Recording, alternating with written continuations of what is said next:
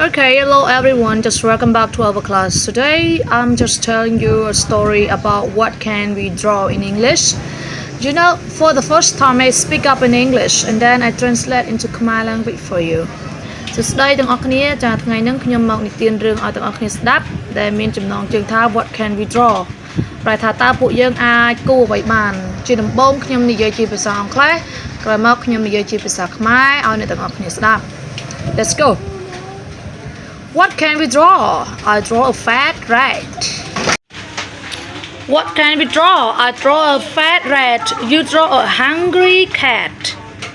តើពួកយើងអាចគូររូបអ្វីខ្ញុំគូររូបកណ្ដុរដែលថតមួយក្បាលអ្នកគូររូបឆ្មាដែលឃ្លានមួយក្បាល What can we draw? I draw a tall tree. You draw a small monkey. តើពួកយើងអាចគូររូបអ្វីខ្ញុំគូររូបដើមឈើដែលខ្ពស់មួយអ្នកគូររូបស្វាដ៏តូចមួយ What can we draw? I draw a fluffy sheep. You draw a hairy sheep.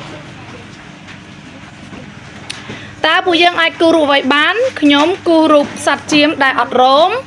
ចាអ្នកគូររូបសត្វចៀមដែលមានរោមច្រើន What can we draw? I draw a rain shower. You draw a new flower. Together we draw twice as nice. តើពួកយើងអាចគូររូបអ្វីបានចាខ្ញុំគូររូបចាដំណក់ទឹកភ្លៀងចាហើយអ្នកគូររូបផ្កាដ៏ថ្មីមួយទាំងអស់គ្នាពួកយើងគូសបាន2ដងពិតជាលយមែន